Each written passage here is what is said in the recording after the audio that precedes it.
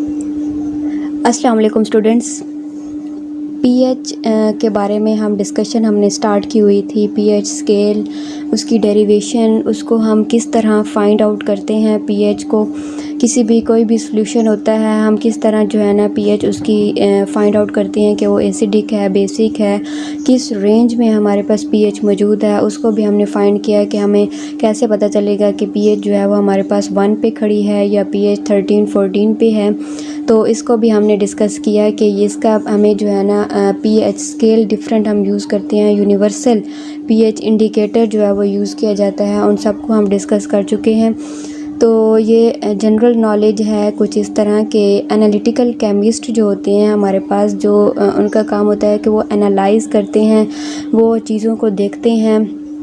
यहाँ पे analytical chemist का काम ये है कि अगर कोई भी सॉल्यूशन मौजूद है या कोई भी इंडस्ट्री में कंपाउंड है, उसको उन्होंने चेक करना होता है कि आया वो एसिडिक है या बेसिक है, ताकि वो आगे जाके कोई ख़तरा ना हो सके। क्योंकि हमारे पास जो चीज़ें होती हैं इंडस्ट्री में, अगर वो बहुत ज़्यादा एसिडिक हैं और हमें पता भी ना चले और हम कोई उनका ऐसा रिएक्शन करवा दें कि वो डेंजरस हमारे लिए बन जाए, तो वो हमें उसका जो है वो पता लगाना, इंडिकेट करना लाजमी होता है। तो हम क्या करते हैं, जो एनालिटिकल केमिस्ट होते हैं वो एनालाइज़ करते हैं, सॉल्यूशन को देखते हैं, उसकी प्रॉपर्टीज़ देखते हैं कि वो एसिडिक है, बेसिक है। अगर उसको जो है ना एसिडिक है तो हमने उसको किस तरह न्यूट्रलाइज़ करना है, अगर बेसिक है तो किस तरह उसकी बेसिसिटी हमने कम करनी है। तो सॉल्यूशन को इस तरह एनालाइज़ किया जाता है। मैन्युफैक्चरिंग इंडस्ट्री में, फार्मास्यूटिकल्स, हेल्थ केयर, फोरेंसिक, इन तमाम इंडस्ट्रीज़ में सॉल्यूशन को एनालाइज़ किया जाता है ताकि हमें पता चल सके कि सॉल्यूशन को न्यूट्रलाइज़ करना है या नहीं करना। क्योंकि न्यूट्रलाइजेशन हमारे लिए बहुत इम्पोर्टेंट है। एसिडिक और ज़्यादा बेसिक चीज़ें बहुत नुकसान, आगे डेंजरस रिएक्शन का जो है बायस बनती हैं। तो हमें सॉल्यूशन का हम चख के तो पता नहीं लगा सकते ना, कोई भी एक केमिकल होते हैं हम उनको चख लें ताकि एसिडिटी और बेसिसिटी का हम पता तो नहीं लगा सकते। तो इसके लिए हमें एसिडिटी और बेसिसिटी को पहले जो है वो उनकी चेक करनी होती है कि उनके आया एसिडिक ज़्यादा है या बेसिक ज़्यादा है, उनको न्यूट्रलाइज़ करना होता है। दैन वही हम अपना नेक्स्ट रिएक्शन करते हैं। तो डिफरेंट इंडस्ट्रीज़ में जो है वो एनालिटिकल केमिस्ट उनको जो है ना इन चीज़ों को सबको देखते हैं, उनको एनालाइज़ करते हैं। सो आज हमने जो है वो डिस्कस करना है, हमारा टॉपिक है साल्ट को पहले भी हम जो है पढ़ चुके हैं। साल्ट जो है वो जब न्यूट्रलाइजेशन रिएक्शन होता है एसिड और बेस का, तो हमारे पास साल्ट और वाटर बनता है। सोडियम क्लोराइड, आप घरों में साल्ट मौजूद है, सोडियम क्लोराइड आप जो है उनको देख चुके हैं। तो साल्ट जो होती है वो एक न्यूट्रल एक चीज़ होती है, जिस ना वो एसिडिक होती है ना वो बेसिक होती है, एक न्यूट्रलाइज चीज़ होती है। कि salts are ionic compound generally formed by neutralization of an acid with base। ये हम ऑलरेडी डिस्कस कर चुके हैं कि ये जो साल्ट होती हैं ना वो एसिडिक होती हैं ना वो बेसिक होती हैं, बल्कि ये हमारे पास न्यूट्रलाइज्ड कंपाउंड होते हैं, आयनिक कंपाउंड होते हैं। फॉर एग्ज़ाम्पल आप ये जो रिएक्शन देख रहे हैं जिसमें HCl रिएक्ट कर रहा है सोडियम हाइड्रोक्साइड के साथ, तो हमारे पास वाटर और साल्ट बन रहे हैं। अब यहाँ पे ये जो साल्ट है सोडियम क्लोराइड, ये आयनिक स्पीशी है। कैसे आयनिक है? क्योंकि सोडियम और क्लोरीन ये जो है वो इनके दरमियान जो बॉन्ड है वो आयनिक बॉन्ड है। आयनिक बॉन्ड वो होता है कि एक जो स्पीशी होती है वो अपना इलेक्ट्रॉन जो है वो दूसरी को दे दे, बिल्कुल कम्प्लीटली उसको जो है वो दे दे। अब यहाँ पे जो सोडियम है इसके वैलेंस शेल में एक इलेक्ट्रॉन है, और जो क्लोरीन है उसके वैलेंस शेल, जो आखिरी शेल होता है ना इनका एटम का जो आखिरी शेल है उनमें उनकी उसकी बात हो रही है, वो वैलेंस शेल होता है। क्लोरीन के आखिरी शेल वैलेंस शेल में 7 इलेक्ट्रॉन होते हैं, और हर एटम की कोशिश होती है कि उसके आखिरी शेल में पूरे 8 इलेक्ट्रॉन हों। तो अब यहाँ पे जो क्लोरीन है उसके आखिरी शेल में 7 इलेक्ट्रॉन है, और सोडियम है उसके आखिरी शेल में 1 इलेक्ट्रॉन है। अब क्लोरीन को चाहिए 1 इलेक्ट्रॉन 8 पूरे करने के लिए, और सोडियम को चाहिए 7 इलेक्ट्रॉन पूरे करने के लिए। अब सोडियम तो हम 7 इलेक्ट्रॉन तो लेना तो मुश्किल है, तो क्लोरीन तो एक इलेक्ट्रॉन उसे चाहिए, उसे मिल जाएगा। तो सोडियम क्या करता है, अपना एक इलेक्ट्रॉन कम्प्लीटली मुकम्मल तौर पर क्लोरीन को दे देता है, उसके 8 इलेक्ट्रॉन बन जाते हैं। तो इस तरह इनका बॉन्ड बन जाता है। तो वो आयनक बॉन्ड होता है जिसमें एक स्पीशी अपना एक इलेक्ट्रॉन कम्प्लीटली मुकम्मल तौर पर दूसरी एटम को जो है वो दे दे, तो वो ये आयनक बॉन्ड बना देते हैं। तो ये आयनक कंपाउंड होते हैं सोडियम क्लोराइड। ये आयनक स्पीशी है और ये क्रिस्टलाइन में जो है वो मौजूद होती है। आपने देखा होगा कि ये जो घरों में नमक होता है क्रिस्टलाइन शेप में भी होता है। कभी कभी क्रिस्टलाइन शेप ऐसे होती है कि जैसे आप चीनी को देख लें, चीनी जो आप देखते हैं कि वो क्रिस्टल्स बने होते हैं, उनकी जो शेप होती है ना वो क्रिस्टल्स होती है। इस टाइप की बात हो रही है कि जो सोडियम क्लोराइड है, नमक है, उनके भी क्रिस्टल्स होते हैं। तो ये आयनक कंपाउंड है, ये साल्ट है, न्यूट्रल स्पीशी है। और ये कब बनती है, जब एसिड और बेस का आपस में रिएक्शन होता है। अब यहाँ पे राइट साइड पे आप देख सकते हैं कि ये जो न्यूट्रलाइजेशन रिएक्शन हो रहा है, एसिड है एक जो है ना, एक बीकर में एसिड है और दूसरे में बेस है। तो जब इनका आपस में रिएक्शन हो रहा है तो न्यूट्रल स्पीशी बन रही है।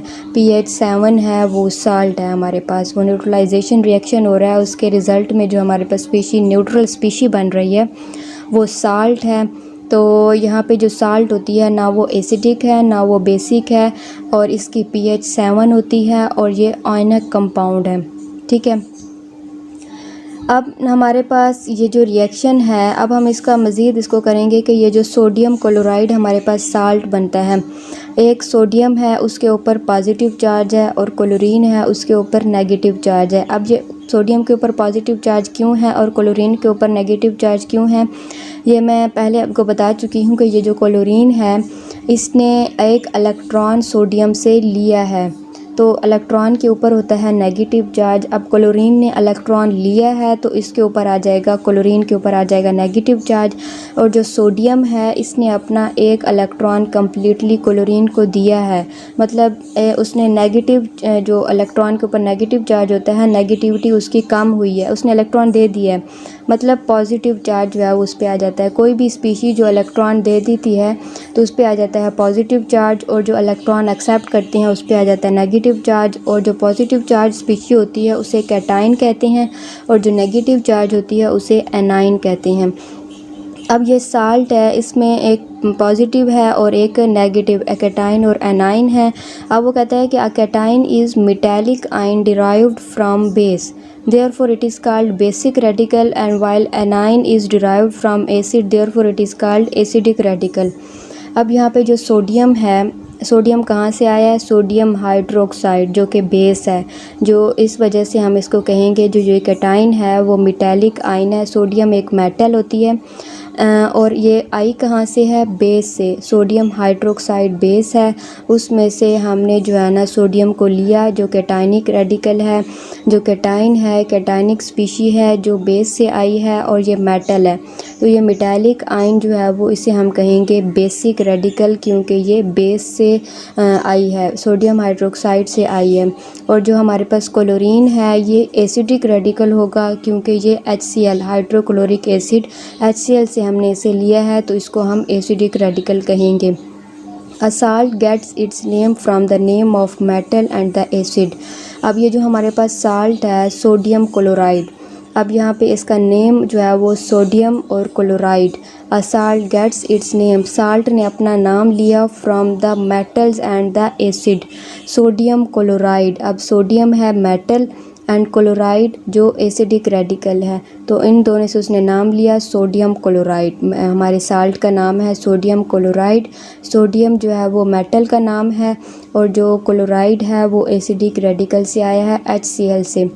ठीक है, अब हम इनके जो है वो कुछ पढ़ेंगे कि ये जो कुछ रिएक्शन हैं सॉल्ट फार्मेशन के, तो इसमें हमारे पास मेटल कौन सा है, एसिडिक एसिड कौन सा हम यूज़ करते हैं और साल्ट का क्या नेम है। और ये हमारे पास एक यूनिवर्सल रिएक्शन है HCl और सोडियम हाइड्रोक्साइड का, और वाटर और NaCl हमारे पास बनता है। तो अब यहाँ पे इसमें मेटल कौन सी यूज़ हुई है, सोडियम मेटल।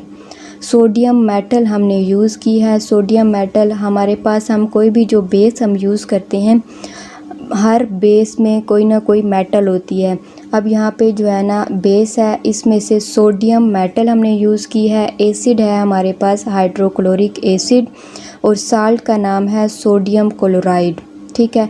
और जो हमारे पास हर रिएक्शन, जो हर न्यूट्रलाइजेशन रिएक्शन होता है ना, अगर आपसे उनमें से पूछा जाए कि ये जो न्यूट्रलाइजेशन रिएक्शन है इसमें मेटल कौन सी है, तो उस रिएक्शन में जो बेस होगा ना, जो बेसिक स्पीशी होगी उसमें अंदर जो है ना वो मेटल होगी। अब यहाँ पे सोडियम हाइड्रोक्साइड है, तो इस बेस के अंदर सोडियम जो है ना वो मेटल है। नेक्स्ट रिएक्शन में हमारे पास ये जो रिएक्शन है नाइट्रिक एसिड का और पोटाशियम हाइड्रोक्साइड, इन ये आपस में रिएक्ट करके वाटर और पोटाशियम नाइट्रेट बनाते हैं। अब यहाँ पे जो एसिडिक स्पीशी है वो है potassium nitric acid, acidic species है, उसका हम रिएक्शन करवा रहे हैं। अब हम यहाँ पे भी आप जज कर सकते हैं कि ये जो बेस है उसके अंदर मेटल मौजूद है, कौन सी, पोटाशियम मेटल, और साल्ट हमारे पास बन रहा है पोटाशियम नाइट्रेट। ठीक है। नेक्स्ट हमारे पास जो रिएक्शन है इसमें जो बेस है हम वो यूज़ कर रहे हैं जिंक हाइड्रोक्साइड। अब जिंक हाइड्रोक्साइड ये इसका फार्मूला है, जो हाइड्रोक्साइड पोटाशियम हाइड्रोक्साइड हमने पीछे डिस्कस किया, सोडियम हाइड्रोक्साइड, क्योंकि पोटाशियम और सोडियम पोटाशियम इनके जो वैलेंस शेल, जो आखिरी शेल है ना, तो वहाँ पे एक इलेक्ट्रॉन होता है, तो वो वहाँ पे OH जो है वो एक उनके साथ लगा हुआ है। तो यहाँ पे जिंक है, मेटल है, ये ट्रांजिशन मेटल है जिंक, तो OH ट्वाइस इसके जिंक OH ट्वाइस इसका फार्मूला है, ये बेस है, बेसिक स्पीशी है। तो अब यहाँ पे क्या हो रहा है कि ये सल्फ्यूरिक एसिड के साथ रिएक्ट करके हमारे पास वाटर के 2 मॉलिक्यूल बनाता है। क्योंकि हमने जो है वो कोई भी रिएक्शन होता है उसको बैलेंस्ड करना होता है, रिएक्शन को बैलेंस करने के लिए। अब यहाँ पे जो जिंक है इसके साथ 2 OH के मॉलिक्यूल हैं, तो वाटर का जो मॉलिक्यूल बनेगा वो 2 मॉलिक्यूल बनेंगे वाटर के। अब यहाँ पे आप बताएं कौन सी मेटल है बेस के साथ अटैच है, जिंक। अब जिंक है और एसिड है हमारे पास सल्फ्यूरिक एसिड, और साल्ट का नाम है हमारे पास जिंक सल्फेट। ठीक है। अब जो है ना आप जो साल्ट का नाम अगर आपके सामने आ जाए जिंक सल्फेट और एसिड आ जाए हाइड्रोक्लोरिक एसिड H2SO4, तो आप जब एसिड है और साल्ट है, आप जो है वो यहाँ से चेक देख सकते हैं कि मेटल है हमारे पास, मेटल भी है, एसिड भी है, और साल्ट है जिंक सल्फेट। तो जो मेटल है वो आती है बेसिक स्पीशी से, और जो बेसिक होता है वो जिंक हाइड्रोक्साइड जो है वो बन जाएगा। तो जिंक हाइड्रोक्साइड बेस होगी और एसिड के साथ रिएक्ट करके वो हमारे पास साल्ट बनाएगी जिंक सल्फेट। नेक्स्ट ये हमारे पास जो है वो मेटल है कैल्शियम, वो, और एसिड है हमारे पास यहाँ पे फास्फोरिक एसिड। अब यहाँ पे आप देखें कि फास्फोरिक एसिड हमारे पास है और मेटल है हमारे पास कैल्शियम, इसको हम जो है वो OH कैल्शियम हाइड्रोक्साइड बेस बना लें, कैल्शियम OH ट्वाइस, और हमारे पास जो फास्फोरिक एसिड है इनका आपस में रिएक्शन करवा के हमारे पास साल्ट बनेगा Ca3PO4 ट्वाइस, साल्ट है कैल्शियम फास्फेट। ये हमारे पास न्यूट्रलाइजेशन रिएक्शन है, वाटर के यहाँ पे 6 मॉलिक्यूल बनेंगे, क्योंकि हमने जो है वो यहाँ पे इक्वेशन को बैलेंस करना होता है। अब आप यहाँ पे देख सकते हैं कि हमारे जो एसिड है H3PO4, इसमें जो हाइड्रोजन है वो है 6, और अगर हमारे पास वाटर के यहाँ पे मॉलिक्यूल जो है वो हमने इधर 6 लिख दिया है हाइड्रोजन को, तो ये इनको जो है ना आपस में दोनों साइड पे हमने हर एटम को जो है ना यहाँ पे एलिमेंट को बैलेंस करना होता है। ठीक है। अब नेक्स्ट है हमारे पास जो मेटल है और ये वो है सिल्वर। अब सिल्वर है और एसिड है हमारे पास एसिडिक एसिड, और जो मेटल है उसको हमने मेटल हाइड्रोक्साइड हमने लिख देना है, वो हमारे पास बेस बन जाएगी। मेटल हाइड्रोक्साइड और एसिड का रिएक्शन करवा के हमारे पास साल्ट जो है वो बन जाएगा, साल्ट। मेटल और एसिड का हम रिएक्शन करवाएंगे और हमारे पास साल्ट जो है वो बन जाएगा सिल्वर एसीटेट। कुछ हैं ये करेक्टरिस्टिक प्रॉपर्टीज़ हैं साल्ट्स की। ये जो क्रिस्टलाइन शेप मैंने यहाँ पे दिखाई हुई है, ये क्रिस्टल फॉर्म में होते हैं। मैंने आपको बताया था ये जो चीनी की जो शेप होती है इस टाइप की, ये क्रिस्टलाइन टाइप शेप हम कहते हैं, क्रिस्टलाइन फॉर्म कहते हैं। ये जो इमेज में दिखाई हुई है क्रिस्टलाइन फॉर्म में जो है ना ये मौजूद होते हैं साल्ट्स, और they have high melting and boiling points. Melting and boiling points का मतलब ये है कि जब हम उनको गर्म करते हैं, हीट करते हैं, तो वो जो मेल्ट हो जाते हैं, जिस टेम्परेचर पे मेल्ट होते हैं ना उस टेम्परेचर को हम कहते हैं मेल्टिंग पॉइंट, और जिस टेम्परेचर पे वो बॉयल होते हैं, बॉयल होना शुरू होते हैं, उस टेम्परेचर को हम कहते हैं कि वो उनका बॉइलिंग पॉइंट्स है। तो यहाँ पे वो कहते हैं कि इनके they have high melting and boiling point. जो आप ये माइंड में रखें कि जो हर सॉलिड चीज़ होती है, जो हर सॉलिड सब्सटेंस होते हैं, उनके मेल्टिंग और बॉइलिंग पॉइंट ज़्यादा होते हैं। और नेक्स्ट इनकी है कि इनके पास जो फार्मूला यूनिट है जो साल्ट्स का, उनके water of crystallization. Water of crystallization क्या है? कुछ ऐसे क्रिस्टलाइन फॉर्म होती हैं साल्ट की जिनके साथ वाटर के मॉलिक्यूल होते हैं। जैसे कि आप यहाँ पे एग्जांपल देख रहे हैं, कॉपर सल्फेट एक साल्ट है और इसके साथ 5 वाटर के मॉलिक्यूल हैं जो इसके साथ जो है वो मौजूद होते हैं। तो ये 5 वाटर के जो मॉलिक्यूल हैं ये वाटर ऑफ क्रिस्टलाइजेशन है, which is responsible for the shape of crystal. Number of molecules of water are specific for each salt. मतलब हर साल्ट के साथ जो वाटर के मॉलिक्यूल मौजूद होते हैं जो उसकी शेप बताते हैं, तो वो जो वाटर के मॉलिक्यूल हम लिखते हैं वो वाटर ऑफ क्रिस्टलाइजेशन होता है। Salts are neutral compound although they do not have equal number of positive and negative ions. Salt जो होती है ना वो न्यूट्रल कंपाउंड होते हैं, उनमें ये नहीं होता कि ये जो आयंस होते हैं, ये जो सोडियम और क्लोरीन हमने कहा है कि इनके जो आयंस हैं वो इक्वल हों तो ये न्यूट्रल है, नहीं, but they have equal number of positive and negative charges. अगर हमारे पास इक्वल हों तब भी ये जो है वो न्यूट्रल होंगी, लेकिन जो आयंस होते हैं वो जो है वो एक दूसरे के इक्वल नहीं होते। सोडियम आयंस और क्लोरीन, अगर सोडियम के 2-3 आयंस हैं और क्लोरीन के जो है वो 3-4 आयंस हैं तो वो जो है वो उसका कोई इम्प्रेशन नहीं पड़ता। लेकिन जो हमारे पास ऊपर नेगेटिव चार्ज है और पॉजिटिव चार्ज है, सोडियम के ऊपर जो पॉजिटिव चार्ज है, पॉजिटिव चार्ज इक्वल होना चाहिए नेगेटिव चार्ज के। बाकी ये जो आयन है ना, सोडियम का आयन और जो क्लोरीन का आयन है, चाहे ये जितने भी हों, लेकिन जो ऊपर उनके चार्जेस होते हैं वो इक्वल होने चाहिए। इनकी प्रिपरेशन नेक्स्ट आ जाती है हमारे पास। साल्ट जो है ना वाटर सालुबल भी हो सकते हैं, इनसालुबल भी हो सकते हैं, और इनकी इनसालुबिलिटी के बिहाफ पे हम इनको जो है वो इनकी प्रिपरेशन देखेंगे। अब जनरल मेथड है इनकी प्रिपेयर करने के। जो साल्ट जो सालुबल होते हैं उनके लिए जो है वो ये रिएक्शन है एसिड और मेटल का, एसिड और बेस का, एसिड और मेटालिक ऑक्साइड का, एसिड और कार्बोनेट का। और जो हमारे पास इनसालुबल साल्ट्स हैं उनका जो रिएक्शन है उसमें एक्सचेंज होता है रेडिकल का आपस में, वो एक रिएक्शन है इनसालुबल साल्ट्स का। ये जो सालुबल साल्ट्स के रिएक्शन है ये हम ऑलरेडी जो है वो पढ़ चुके हैं एसिड के केमिकल प्रॉपर्टीज़ में। जो हमने एसिड के रिएक्शन पढ़े थे वो ये सारे वही हैं। एसिड का मेटल के साथ हमने रिएक्शन पढ़ा है, एसिड का बेस के साथ हमने रिएक्शन पढ़ा है, एसिड और मेटालिक ऑक्साइड का हमने रिएक्शन पढ़ा है। तो ये हम ऑलरेडी डिस्कस कर चुके हैं, तो इनको हम जो है वो डिस्कस करेंगे। By the reaction of N acid and metal, ये हम पहले जो है वो पढ़ चुके हैं। जब एसिड का हमेशा जिस मेटल के साथ रिएक्शन होता है हाइड्रोजन गैस जो है वो वहाँ से रिलीज़ होती है, तो इस तरह इस हाइड्रोजन गैस के रिलीज़ की वजह से हम इसको डायरेक्ट डिस्प्लेसमेंट मेथड भी कहते हैं। तो ये आपने माइंड में रखने हैं। ये सारे जो एसिड के हमने केमिकल प्रॉपर्टीज़ में जो रिएक्शन पढ़े थे वो यही जो यहाँ पे हम जो है वो उनको डिस्कस कर रहे हैं। एसिड का हमने मेटल के साथ रिएक्शन पढ़ा था, जैसे ही वो मेटल के साथ रिएक्शन करता है तो साल्ट बनता है और साथ हाइड्रोजन गैस जो है वो रिलीज़ होती है। नेक्स्ट हमारे पास जो है वो न्यूट्रलाइजेशन रिएक्शन जो है वो ये हम जो है वो इतनी दफ़ा डिस्कस कर चुके हैं कि जैसे न्यूट्रलाइजेशन रिएक्शन है, एसिड और बेस का आपस में रिएक्शन होता है तो साल्ट और वाटर का मॉलिक्यूल जो है वो बनते हैं। और जब एसिड का मेटालिक ऑक्साइड के साथ रिएक्शन होता है, आप ये माइंड में रखें कि कोई भी मेटल के जो ऑक्साइड होते हैं वो बेसिक स्पीशीज़ होती हैं, तो मेटल के जो ऑक्साइड होते हैं वो बेस बन जाते हैं। तो अब यहाँ पे ये जो मेटालिक ऑक्साइड है ये बेस है, बेसिक स्पीशी है, इसका रिएक्शन हो रहा है एसिड के साथ, तो ज़ाहिर सी बात है जब एसिड और बेस का रिएक्शन होता है तो सॉल्ट और वाटर बनते हैं। तो यहाँ पे सॉल्ट और वाटर बनते हैं। आपने ये लाजमी माइंड में रखना है, ये जो मेटालिक ऑक्साइड होते हैं, मतलब मेटल के जो ऑक्साइड होते हैं वो बेसिक स्पीशीज़ होती हैं, और वो जब वो रिएक्ट करती हैं एसिड के साथ तो हमारे पास सॉल्ट और वाटर के मालिक्यूल बनते हैं। नेक्स्ट हमारे पास रिएक्शन है एसिड और कार्बोनेट का। ये हम भी पढ़ चुके हैं कि जब एसिड और कार्बोनेट आपस में रिएक्ट करेंगे तो हमारे पास कार्बन डाइऑक्साइड गैस रिलीज़ होगी, वाटर का मॉलिक्यूल बनेगा और साल्ट बनेगा।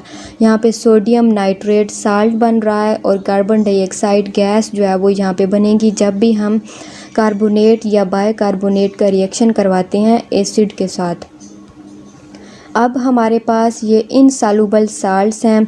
इनसॉल्युबल साल्ट्स की हम प्रिपरेशन किस तरह करते हैं कि हमारे पास यहाँ पे 2 किस्म के साल्ट होते हैं। फॉर एग्ज़ाम्पल यहाँ पे हम यूज़ कर रहे हैं सिल्वर नाइट्रेट और सोडियम क्लोराइड। यहाँ पे क्या हो रहा है कि metallic radical exchange with acidic radical. अब यहाँ पे हमारे पास जो एसिडिक रेडिकल है और मेटालिक रेडिकल हम यूज़ कर रहे हैं, जो हम पहले जो है वो पीछे पढ़ चुके हैं। ये जो मेटालिक रेडिकल हैं, फॉर एग्ज़ाम्पल सोडियम क्लोराइड है, इसमें सोडियम मेटल जो है वो मौजूद है मेटालिक रेडिकल, और सिल्वर नाइट्रेट है। तो अब यहाँ पे जो क्लोरीन है वो एसिडिक रेडिकल है और सोडियम है वो है मेटालिक रेडिकल। अब इनका जो है वो एक्सचेंज हो रहा है। अब यहाँ पे सिल्वर नाइट्रेट साल्ट है, तो ये एक्सचेंज किस तरह करते हैं कि यहाँ पे जो सिल्वर के साथ नाइट्रेट मौजूद है और सोडियम के साथ क्लोरीन मौजूद है, तो ये आपस में एक्सचेंज कर देते हैं। किस तरह, ये जो सोडियम है वो नाइट्रेट ले लेता है और जो सिल्वर है वो क्लोरीन के साथ आ जाता है। तो इनका जो एक्सचेंज होता है इस तरह बनता है कि सिल्वर क्लोराइड और सोडियम नाइट्रेट। एक्सचेंज के बाद ये जो 2 स्पीशीज़ बनती हैं उनमें एक जो है वो सॉलिडिफाई हो जाता है कंपाउंड। वो इनमें सिल्वर क्लोराइड जो है वो यहाँ पे सॉलिडिफाई हो रहा है और ये प्रेसिपिटेट बन जाता है, नीचे बैठ जाता है। दूसरी में सोडियम कार्बोनेट है और कॉपर सल्फ़ेट है। अब ये जो कॉपर है और सोडियम है ये दोनों मेटल हैं, तो ये दोनों आपस में एक्सचेंज करेंगी। कॉपर के साथ जो सल्फ़ेट है वो सल्फ़ेट लग जाएगा सोडियम के साथ, और जो सोडियम के साथ कार्बोनेट है वो लग जाएगा कॉपर के साथ। तो ये हमारे पास 2 कंपाउंड बनेंगे, कॉपर कार्बोनेट और सोडियम सल्फ़ेट। तो यहाँ पे जो कॉपर है कार्बोनेट, कॉपर कार्बोनेट है वो जो है वो सॉलिडिफाई हो जाएगा। क्योंकि ये जो सॉलिडिफाई क्यों हो रहे हैं, क्योंकि ये जो सिल्वर है और कॉपर है ये ट्रांजिशन मेटल हैं। तो ये जो है ना आपने यहाँ पे माइंड में रखना है, ये जो सोडियम है, ये सोडियम के जो ये साल्ट बन रहे हैं ये सॉल्युबल होते हैं। ये साल्ट जो है वो सॉल्युबल होते हैं, तो ये प्रेसिपिटेट नहीं होंगे, ये सॉलिडिफाई नहीं होंगे। बाकी जो साल्ट बनेंगे जो इनसॉल्युबल होते हैं वो प्रेसिपिटेट आउट हो जाते हैं, जो सॉलिडिफाई हो जाते हैं। तो यहाँ पे जो इनसॉल्युबल साल्ट्स की हमने प्रिपरेशन की है, 2 साल्ट हमने ली हैं। एक जो है वो हमारे पास एक नॉर्मल साल्ट है सोडियम क्लोराइड या सोडियम कार्बोनेट, इनका हमने रिएक्शन करवाया है ट्रांजिशन मेटल के साल्ट के साथ।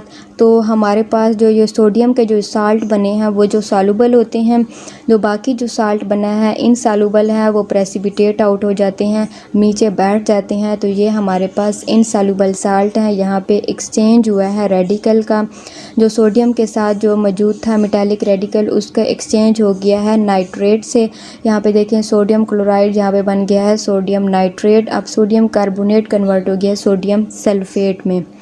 ठीक है, आज तक के लिए इतना ही काफ़ी है। आज हमने जो है वो बहुत ज़्यादा आज पढ़ लिया है। साल्ट हमने जो है वो डिस्कस किया है, साल्ट की प्रॉपर्टीज़ हमने देखी हैं, उसकी प्रिपरेशन हमने पढ़ी है कि जो सॉल्युबल साल्ट्स हैं वो बहुत ही सिंपल प्रिपरेशन है, हम ऑलरेडी पढ़ चुकी हैं। एसिड की केमिकल प्रॉपर्टीज़ में वो बहुत ही आसान है, और इनसॉल्युबल साल्ट की एक प्रिपरेटरी मेथड है वो हम डिस्कस कर चुके हैं। तो नेक्स्ट हम